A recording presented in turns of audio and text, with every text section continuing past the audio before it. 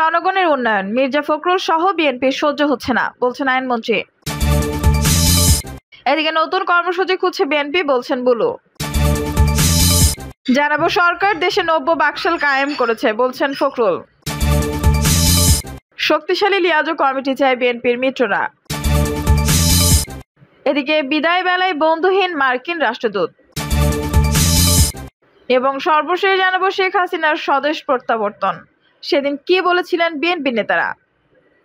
দর্শক শুনছিলেন সংবাদ শিরোনাম, এখন বিস্তারিত। জনগণের উন্নয়ন মির্জা ফখরুল সহ বিএনপির সহ্য হচ্ছে না, বলছেন আইনমন্ত্রী।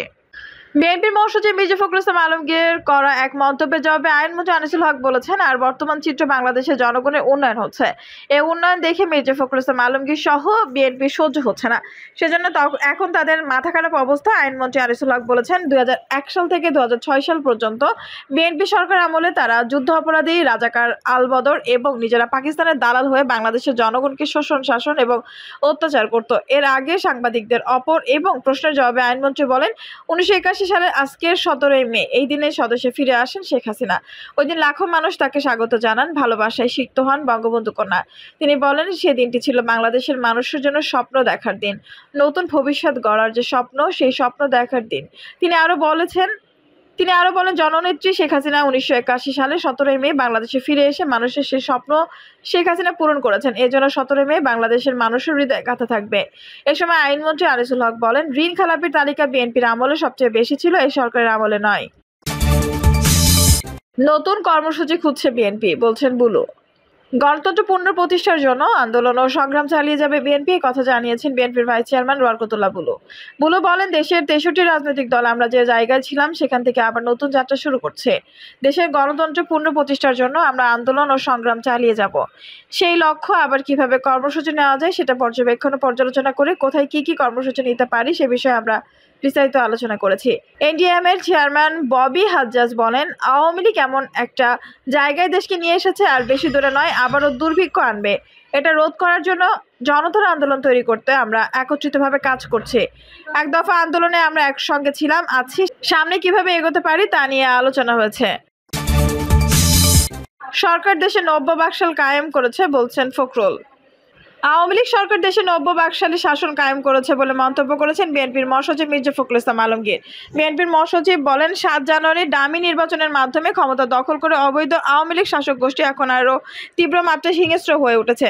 মিথ্যাচার, ভয়ভীতি প্রদর্শন ও অপকৌশলের মধ্যে রাষ্ট্র ক্ষমতা টিকিয়ে রাখতে মানুষের উপর দমনপীড়ন অব্যাহত রেখেছে। মিথ্যা ও বানোয়াট মামলায় সাজা দিয়ে দখলদার আওয়ামী লীগ সরকার দেশে 90 বাকশালী শাসন কায়েম করেছে। নারায়ণগঞ্জ জেলা বিএনপির সভাপতি মোহাম্মদ গিয়াসউদ্দিন জামিন নামঞ্জুর করে কারাগারে পাঠানোর ঘটনা আওয়ামী লীগ জুলুমের ধারাবাহিকতা। প্রতিনিয়ত সরকারের মদদে মিথ্যা মামলায় বিরোধী নেতাকর্মীদের জামিন না দিয়ে কারান্তরীণ করায় গভীর উদ্বেগ প্রকাশ করেন তিনি। বিবৃতিতে অবিলম্বে গ্রেপ্তার নেতাকর্মীদের নিঃশর্ত মুক্তির জোর আহ্বান জানান মির্জা ফখরুল। শক্তিশালী লিয়াজো কমিটি চায় বিএনপির মিত্ররা। সরকার বিরোধী আগামীর আন্দোলন শুরুর আগে কর্মসূচি প্রণয়ন ও আন্দোলন পরিচালনার শক্তিশালী লিয়াজো কমিটি চায় বিএনপির মিত্ররা। তারা মনে করে, লিয়াজো কমিটি না থাকায় বিগত আন্দোলন পরিচালনায় এক ধরনের সমন্বয়হীনতা ছিল। কারণ যুগপথের সব দল ও জোটের সঙ্গে বিএনপির পৃথক বৈঠক শেষে তাদের স্থায়ী কমিটিতে কর্মসূচি চূড়ান্ত হওয়াকে যথাযথ প্রক্রিয়া এবং আন্দোলনের সঠিক প্ল্যাটফর্ম বলে মনে করেন না শরিকরা, বিশেষ করে গণতন্ত্র মঞ্চ। তাই এবার এই প্রশ্নের একটা সিরিয়াস মীমাংসা চান মঞ্চের নেতারা। 90-এর এরশাদ বিরোধী আন্দোলন সহ অতীতের আন্দোলনগুলোতে লিয়াজো কমিটি এভাবে কাজ করেছে, কিন্তু বিগত আন্দোলনে এই প্রক্রিয়া কর্মসূচি প্রণীত হয়নি। 5-10 মিনিট আগে মিত্রদের কর্মসূচির বিষয়ে জানানো হতো এবং কর্মসূচির সঙ্গে সহমত না হলেও সেটি তারা ঘোষণা করতেন।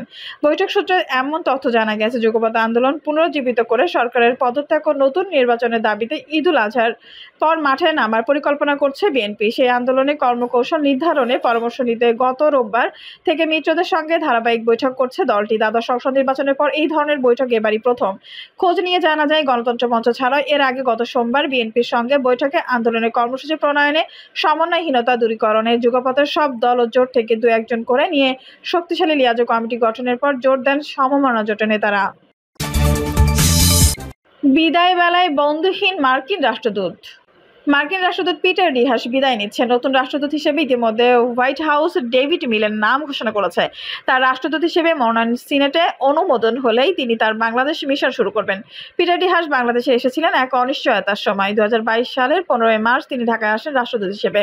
দায়িত্ব নেওয়ার পর প্রথম ভাগে তিনি ব্যাপকভাবে জনপ্রিয়তা অর্জন করেছিলেন। বিভিন্ন বিষয় নিয়ে স্পষ্ট কথাবার্তা বলা, সুশীল সমাজের সঙ্গে দ্রুত সম্পর্ক গড়ে ওঠার কারণে তিনি অল্প সময়ের মধ্যে ব্যাপক আলোচিত হচ্ছিলেন। বিশেষ করে অবাধ, সুষ্ঠু ও নিরপেক্ষ নির্বাচন, অংশগ্রহণমূলক নির্বাচন ইত্যাদি দাবির পাশাপাশি মানবাধিকার ইস্যুকে সামনে নিয়ে আসার কারণে তিনি বাংলাদেশের একটি অংশের কাছে প্রভাব বিস্তার করতে সক্ষম হন। অতীতের রাষ্ট্রদূতদের চেয়ে তাকে প্রভাবশালী হিসেবে মনে করা হচ্ছিল।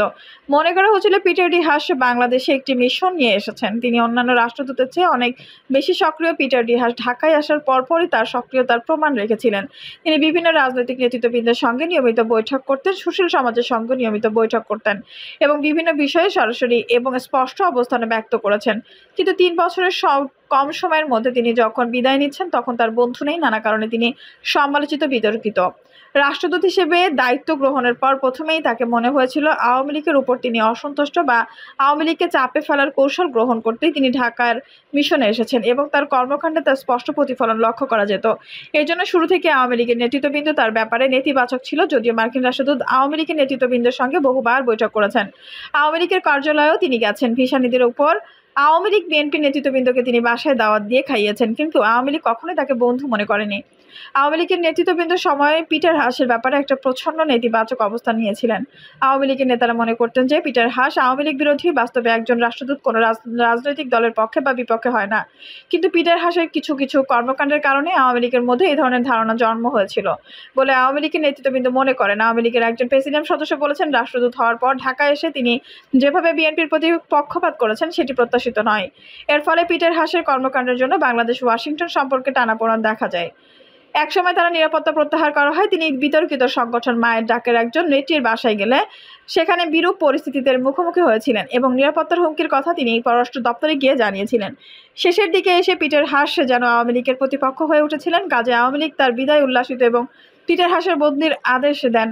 হোয়াইট হাউস থেকে প্রকাশিত হয়েছে। তার পরের দিন আওয়ামী লীগ এই সিদ্ধান্তকে স্বাগত জানিয়ে বিব্রত দিতে কার্পণ্য করেনি। পিটার হাসের ঘনিষ্ঠতা ছিল বিএনপির এবং সুশীল সমাজের সাথে, বিশেষ করে মির্জা ফখরুল ইসলাম আলমগীর, আমির খসরু মাহমুদ, শামা ওবায়েদ এর সঙ্গে তার ঘনিষ্ঠ সম্পর্ক ছিল। মঈন খানকেও তিনি মাঝে মাঝে দাওয়াত দিতেন। কিন্তু বিদায়বেলা বিএনপিও তাকে বন্ধু ভাবতে পারছে না, বরং বিএনপির সন্দেহ পিটার হাস আসলে কার পক্ষে কাজ করেছেন। পিটার হাস কি বিএনপিকে নির্বাচন থেকে দূরে রাখার জন্য কোনো ষড়যন্ত্রে লিপ্ত ছিলেন কিনা, এই প্রশ্ন বিএনপির অনেকের মধ্যে। বিএনপির স্থায়ী কমিটির একজন সদস্য বলেছেন, 28 অক্টোবরের পর পিটার হাসের ভূমিকা রহস্যজনক। তবে বিএনপি স্থায়ী কমিটির অন্য একজন সদস্য বলেছেন, পিটার হাস একজন রাষ্ট্রদূত মাত্র। তিনি ওয়াশিংটনের আদেশ পালন করেন। ওয়াশিংটন তাকে যেভাবে বলতে সেভাবে তিনি কাজ করেন। এক্ষেত্রে তার করার কিছু ছিল না। কিন্তু 28 অক্টোবর আগ পর্যন্ত পিটার হাসের প্রতি বিএনপির যে আবেগ এবং ভালোবাসা ছিল তা বিদায় বেলায় একেবারে নিভে গেছে। একই অবস্থা সুশীলদের ক্ষেত্রে, যে সুশীলরা একসময় পিটার হাসের জন্য অন্ধ ছিল, পিটার হাসকে তারা আদর্শ মনে করতো, তারাও এখন পিটার হাসকে নিয়ে খুব একটা উচ্ছ্বাসিত নয়। তাহলে কি বিদায় বেলায় বন্ধুহীন হয়ে যাচ্ছেন এই মার্কিন রাষ্ট্রদূত? শেখ হাসিনার স্বদেশ প্রত্যাবর্তন, সেদিন কি বলেছিলেন বিএনপি নেতারা? 1981 সালের 17 মে স্বদেশ প্রত্যাবর্তন করেন আওয়ামী লীগ সভাপতি শেখ হাসিনা। আওয়ামী লীগ সভাপতি প্রদেশ প্রত্যাবর্তন করেছিলেন এক বৃষ্টি মুখর দিনে। সেই দিনে লাখো মানুষ মানিক মিয়া এভিনিউতে জড়ো হয়েছিলেন জাতির পিতার কন্যা দেখার জন্য। তাদের শোক এবং আবেগ ছিল হৃদয়স্পর্শী। সারা বাংলাদেশ উত্তাল হয়েছিল। জাগরণের এক গান গেয়ে স্বদেশ প্রত্যাবর্তন করেছিলেন আওয়ামী লীগ সভাপতি শেখ হাসিনা। শেখ হাসিনার স্বদেশ প্রত্যাবর্তনের 4 দিন পর 21 মে দ্বিতীয় জাতীয় সংসদের অধিবেশন বসে। ওই অধিবেশন ছিল 34 কার্যদিবসের, মোট 41 দিন অধিবেশন চলে। 21 মে এর অধিবেশন শুরু হওয়ার পরপরই আওয়ামী লীগের পক্ষ থেকে বিরোধী দলের নেতা আসাদুজ্জামান খান আওয়ামী লীগ সভাপতির স্বদেশ প্রত্যাবর্তনের বিষয়টি উত্থাপন করেন এবং বঙ্গবন্ধুর বাসভবনে শেখ হাসিনার কাছে ফিরিয়ে দেওয়ার জন্য দাবি করেন। পয়েন্ট অফ অর্ডারে দাঁড়িয়ে আসাদুজ্জামান খানের এই বক্তব্যের পর শেখ হাসিনার স্বদেশ প্রত্যাবর্তন নিয়ে অনির্ধারিত আলোচনা অনুষ্ঠিত হয়েছিল।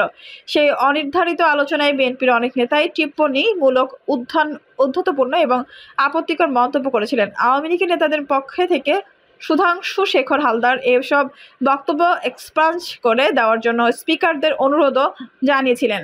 এ সময় যে সমস্ত বিএনপি নেতারা পয়েন্ট অফ অর্ডার দাঁড়িয়ে বক্তব্য রেখেছিল তাদের মধ্যে অন্যতম ছিলেন তৎকালীন প্রধানমন্ত্রী এবং সংসদ নেতা সাজিদুর রহমান।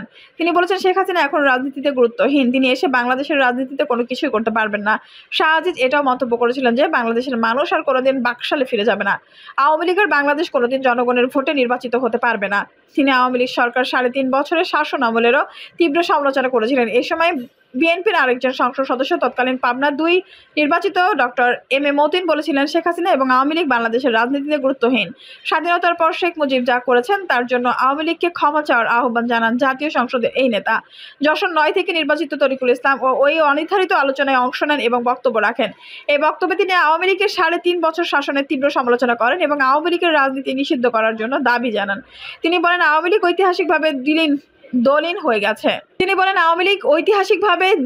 গেছে। কাজে আওয়ামী লীগকে বাংলাদেশে আর রাজনীতি করার সুযোগ দেওয়া যায় না। তিনি শেখ হাসিনার বিচারও দাবি করেছিলেন। এই অনির্ধারিত আলোচনায় অংশগ্রহণ করে বিএনপির আরেক নেতা তৎকালীন ঢাকা 28 থেকে নির্বাচিত আব্দুল মতিন চৌধুরীও আওয়ামী লীগ সরকারের কঠোর সমালোচনা করেছিলেন এবং আওয়ামী লীগের রাজনীতি নিষিদ্ধ করার দাবি জানিয়েছিলেন। এই অনির্ধারিত আলোচনায় বিএনপি নেতা KM ওবায়দুর রহমান শেখ হাসিনাকে অবিলম্বে গ্রেপ্তার করার দাবি জানিয়েছিলেন। তিনি যেন নতুন ষড়যন্ত্র না করেন সেজন্য সংশ্লিষ্ট সকলকে লক্ষ্য করার জন্য আহ্বান জানিয়েছিলেন। পয়েন্ট অফ অর্ডারে এই আলোচনায় অবশ্যই কোনো রকম সিদ্ধান্ত হয়নি। স্পিকারের পর মূল আলোচনার জন্য দিনের কার্যসূচিতে ফিরে যান।